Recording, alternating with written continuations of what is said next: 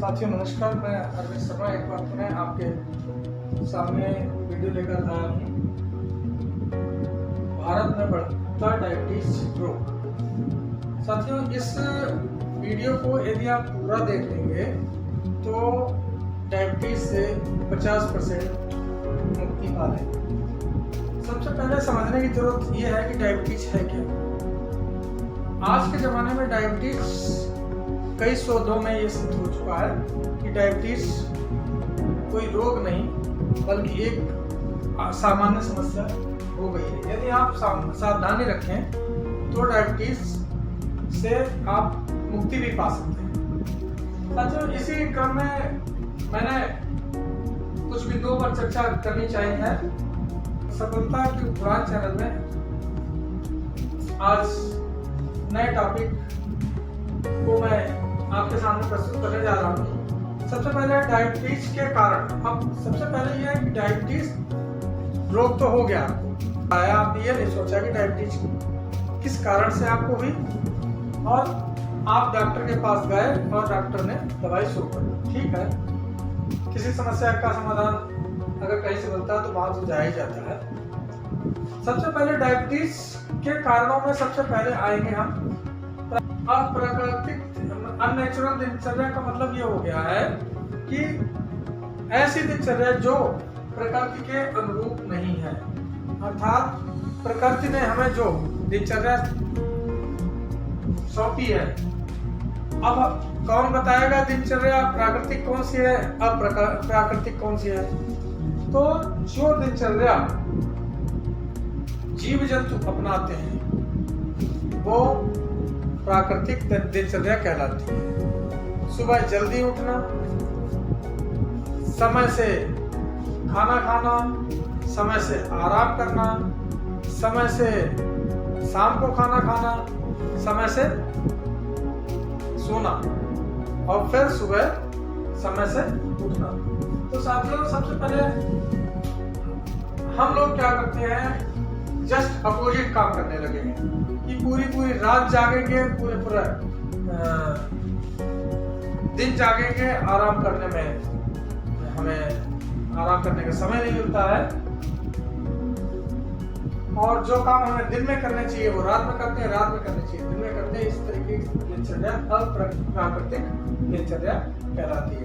अर्थात हम लोगों को 4 बजे उठना चाहिए तो हम लोग ड्यूटी के टाइम पर उठते हैं और उठे, फटाफट तैयार हुए और चले गए। खाना खाना है तो जो सुबह खा के जाना चाहिए वो दोपहर में खाते हैं और जो दोपहर में खाना चाहिए वो रात के 9-10 बजे बल्कि 11-12 बजे तक खाते हैं। तो जब रात के 12 बजे आप खाएंगे तो हमारे शरीर की जो मशीनरी सिस्टम है उसे भी पचाने के लिए समय चाहिए। अब आपने रात के 12 बजे खाना खा लिया, सुबह उठे कुछ ना कुछ खा लिया, जब तक वो पचा नहीं तब तक आपने दूसरा खाया। बचने के लिए कम से कम 8 से 10 घंटा समय चाहिए। कार्य का बढ़ता बोझ, दिन तो सभी के पास 24 घंटे का है। 24 घंटे में एक समय था जब व्यक्ति आराम से खेती करता था और शाम को 5 बजे घर आ जाता था। आज की स्थिति यह है कि दिन भर नौकरी करता है और शाम को घूमने निकलता है तो रात को 10 बज जाए, 11 बज जाए, इससे कोई मतलब नहीं। और जब 11 बजे आप घर पे घुसोगे तो किस समय खाना खाओगे, किस समय सोओगे। तो कार्य का बोझ के साथ साथ आपने अपनी दिनचर्या में भी बदलाव कर लिया और ये दिनचर्या शरीर एडजस्ट नहीं कर पाता है। दूषित खान पान। अब दूषित खान पान कैसे है? एक समय जब पुराने जमाने में लोग अनाज को उगाने में खाद का प्रयोग नहीं करते थे। आज अनाज अधिक उगाने के लिए खाद का प्रयोग करते हैं क्योंकि उन्हें पैसा कमाना है। उस समय इतना पैसे का मोह नहीं था जितना आज है। दूषित खान पान का मतलब यह है कि आजकल हम जो खा रहे हैं उसमें कीटनाशक, दवाइयाँ, खाद, जो हम कीड़ा मकोड़ों मारने के लिए प्रयोग करते हैं, और ये इतने गर्म होते हैं कि गेहूं को ऐसी स्थिति में पहुंचा देते हैं कि गेहूं भी खराब हो जाता है। और बाहरी वस्तुएं जो दुकानदार बनाता है 4 पैसे कमाने के लिए बनाता है, लेकिन उसमें ऐसी मिलावटें कर देता है जो खाने लायक नहीं रह जाती हैं। कई जगह जहाँ खाना नहीं खाना चाहिए, जहाँ का सामान यूज नहीं करना चाहिए, हम लोगों को स्वाद के चक्कर में वहाँ का खाना खा लेते हैं। मशीनरी का अधिक प्रयोग। अब जो काम शरीर से किया जाता था, शरीर पर मेहनत पड़ती थी और पसीना निकलता था, तो पसीना के वास्ते कई सारे रोग भी भाग जाते थे। यदि हम कसरत कर लें तो कई सारे रोग वैसे भी नहीं होंगे, लेकिन आजकल हमने हर चीज के लिए मशीन का प्रयोग करने लगे। किसी समय में चलने के लिए सिर्फ साइकिल का प्रयोग किया करते थे, लेकिन आज साइकिल की जगह मोटरसाइकिल, कार या अन्य संसाधनों का प्रयोग कर रहे हैं। यही कारण है कि हमारा शरीर काम न करके मशीनरी कार्य कर रही है, और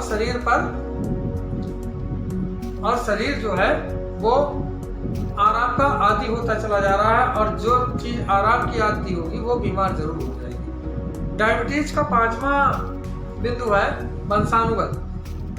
डायबिटीज वंशानुगत भी होती है, लेकिन इसका मतलब ये नहीं कि हर व्यक्ति के बच्चों को हो ही जाएगी। यदि वो सावधानी रखें तो ये वंशानुगत का बिंदु जो है वो हटाया जा सकता है अपने जीवन से।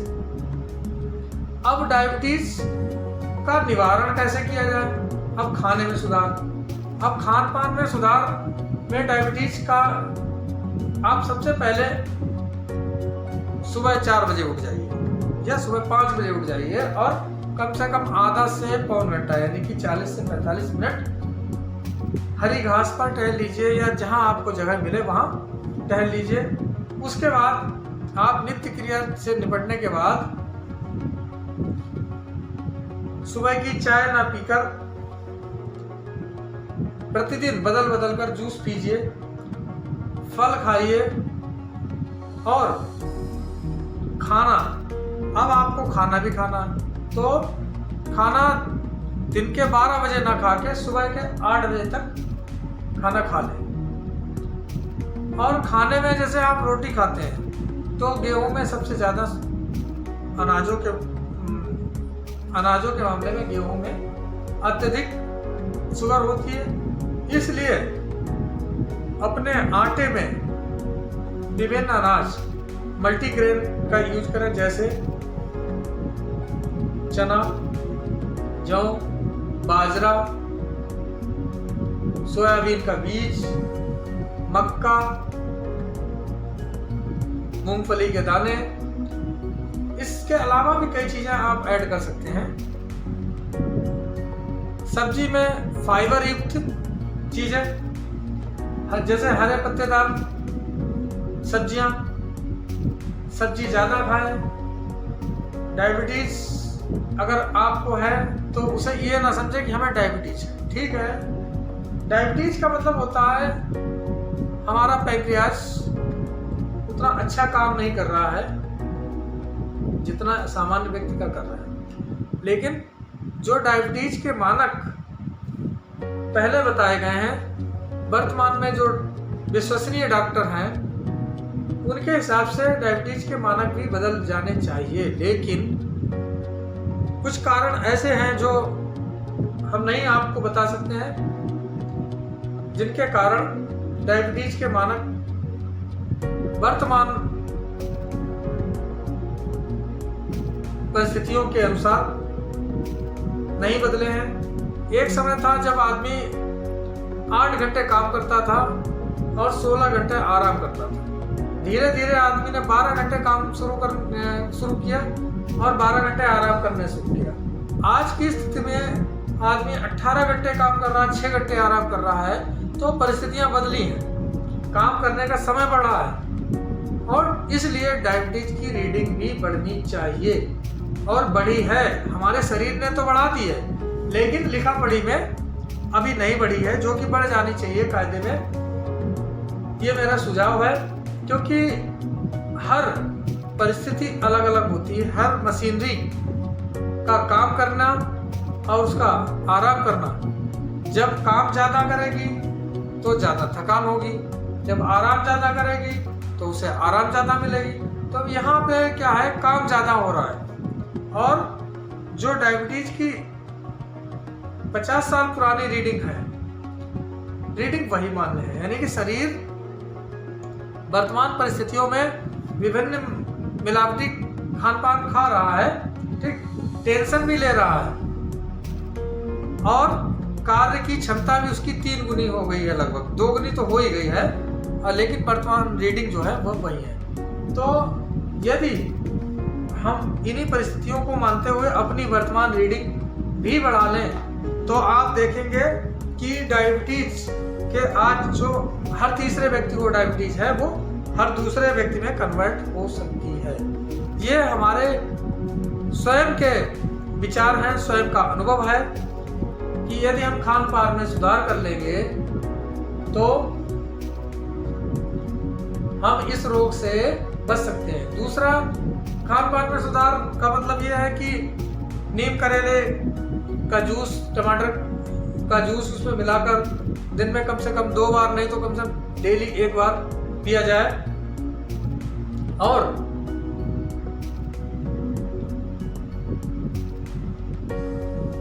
ध्यान रखें कि जो चीज हमें नुकसान कर रही है, जैसे मैदा, चीनी, नमक, ये हमें अपने रसोई से बाहर कर देने चाहिए। मैदा के स्थान पर आप रवा का यूज कर लीजिए, मल्टीग्रेन आटा का यूज कर लीजिए, चीनी की जगह गुड़ का प्रयोग कर लीजिए, वो भी गुड़ जिसमें मसाला का प्रयोग कम से कम हुआ हो। ऐसी गुड़ का प्रयोग करेंगे तो डायबिटीज से आप अपना बचाव कर ले जाएंगे। तीसरा है नमक। देखिए, सफेद नमक हानिकारक है, काला नमक आप सफेद नमक की जगह यूज करेंगे तो आपके लिए लाभदायक होगा। सुबह सुबह टमाटर करेला का जूस अगर नहीं मिल पाता है तो बदल लीजिए उसे, कभी लौकी का जूस ले लीजिए, कभी खीरे का जूस ले लीजिए, कभी खीरा टमाटर का जूस ले लीजिए, कभी टमाटर करेला खीरा का जूस ले लीजिए। इस तरीके से कभी पालक का जूस ले लीजिए। किस तरीके से हरी सब्जियां जो आ रही हैं उनका जूस अगर आप लेते रहेंगे और खान पान में सुधार करते रहेंगे तो डायबिटीज रिवर्सिबल भी है, यानी कि डायबिटीज को आप वापस भी कर सकते हैं, समाप्त भी कर सकते हैं। अब नंबर 2 में प्राकृतिक दिनचर्या में आ जाता है कि सुबह आप जब उठे तो आप सबसे पहले नित्य व्रत से कार्य समाप्त करने के बाद, नित्य व्रत के कार्य समाप्त करने के बाद आप क्या करेंगे, टहलेंगे, 40 से 45 मिनट टहलेंगे। उसके बाद आप योगा करेंगे, योगा या कसरत। एक दिन योगा कर लेंगे तो दूसरे दिन कसरत कर लेंगे। योगा में क्या होगा, आप सबसे पहले अनुलोम विलोम करेंगे। अनुलोम विलोम कम से कम प्रारंभ में 5 मिनट। उसके पश्चात कपालभाति आप करेंगे कम से कम शुरुआत में 5 से 7 मिनट। 5 से 7 मिनट कपालभाति करने के बाद आप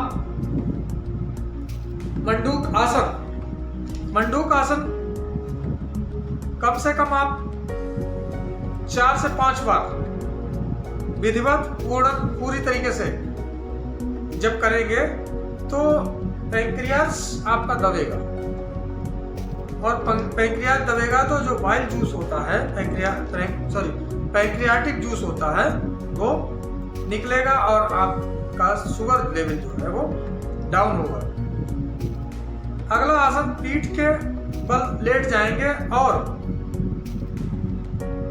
धीरे धीरे उठकर बैठने की कोशिश करेंगे। ये काम आप कम से कम 10 से 15 बार करेंगे। उससे क्या होगा, पेट पर दबाव पड़ेगा, और पेट पर जब दबाव पड़ता है तो पैंक्रियास एक्टिव होता है और जो पैंक्रियाज से जूस निकलेगा वो आपके डायबिटीज में फायदेमंद होगा।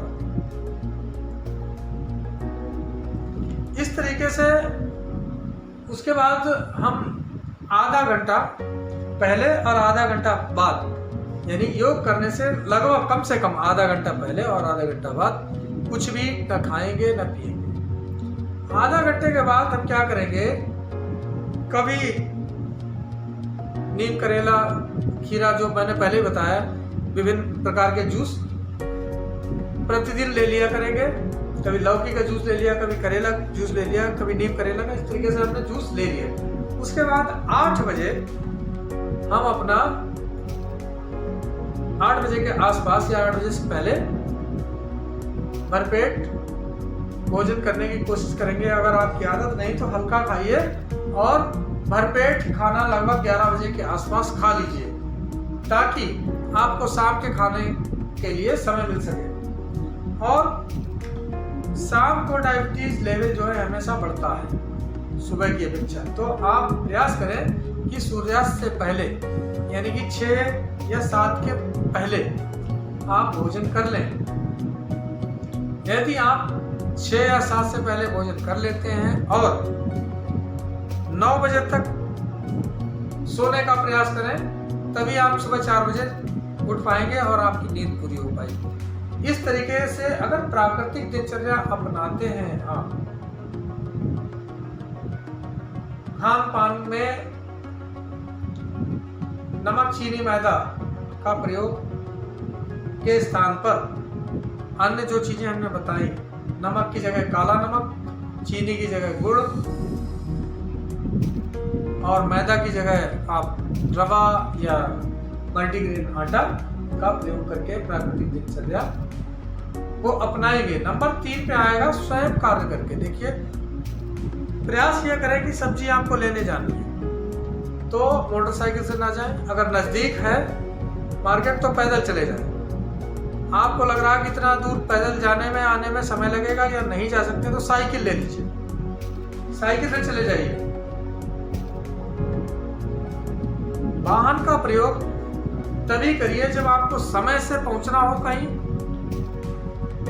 और दूर जाना हो और समय से वापस आना, यानी कि शहर के बाहर के कार्यों के लिए हम वाहन का प्रयोग करेंगे। अन्यथा की स्थिति में हम स्वयं मेहनत करने वाले कार्य, ऐसे चीजों का प्रयोग करेंगे जिससे मेहनत हो, जैसे साइकिल चलाना, साइकिल से जाकर काम करना।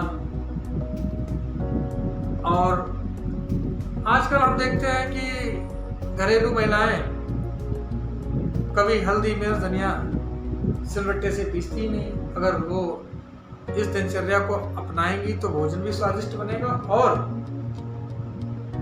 उनकी एक्सरसाइज भी हो जाएगी। और उस एक्सरसाइज में पूरे शरीर की एक्सरसाइज होती है, हाथों से लेकर, कलाइयों से लेकर, घुटनों से लेकर और एड़ी और पैर के गट्टे आदि की भी कसरत हो जाती है। अन्य कार्यों में सुबह उठकर हम घर के बाहर झाड़ू अगर लगा देते हैं तो भी हमारी कसरत ही मानी जाती है, क्योंकि उसमें भी शरीर पूरी तरीके से एक्टिव हो जाता है। अब आते हैं डायबिटीज में सावधानियां क्या रखनी चाहिए। यदि आपको डायबिटीज हो गई और आपने स्वीकार कर लिया है कि डायबिटीज हो गई, ठीक है, जब कोई रोग हो जाता है तो उसमें सावधानी बहुत जरूरी होती है।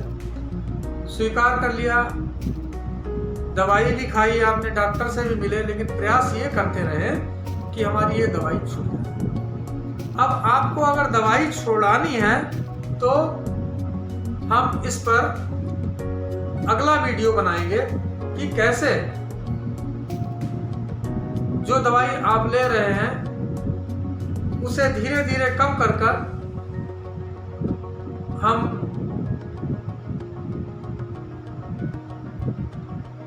एलोपैथिक से आयुर्वेदिक में और आयुर्वेदिक से प्राकृतिक उपचार पर आ सकते हैं। और प्राकृतिक उपचार के बाद हम कैसे योग और मेडिटेशन के द्वारा डायबिटीज से मुक्ति पा सकते हैं, ये हमारा नेक्स्ट वीडियो में आपको मिलेगा, जिसका डिस्क्रिप्शन हम आपको अपने इनबॉक्स में दे देंगे। तो इसमें डायबिटीज में सावधानियां क्या है, समय समय पर विभिन्न चेकअप, यानी कि आपको हर 3 महीने में अपना सामान्य चेकअप करवाते रहना है। डायबिटीज का चेकअप आपको अपने घर पे मशीन ले आइए, उससे चेक करते रहिए, साप्ताहिक करते रहिए या तीसरे दिन करते रहिए। यदि आपकी डायबिटीज ज़्यादा घट बढ़ रही है तो रेगुलर चेक करते रहिए। मानसिक टेंशन इसमें नहीं लेना है, प्रयास ये कीजिए। हालांकि इस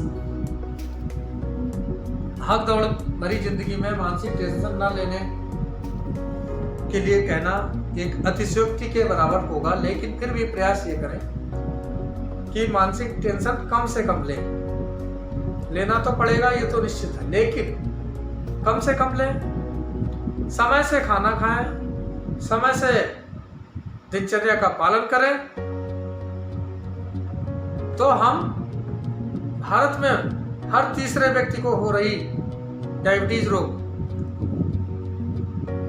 की बात के दर में कमी ला सकते हैं। साथियों, हमारा नेक्स्ट वीडियो भी डायबिटीज पर आने वाला है, जिसमें डायबिटीज में कौन सी चीज कितनी खानी है मात्रा के अनुसार और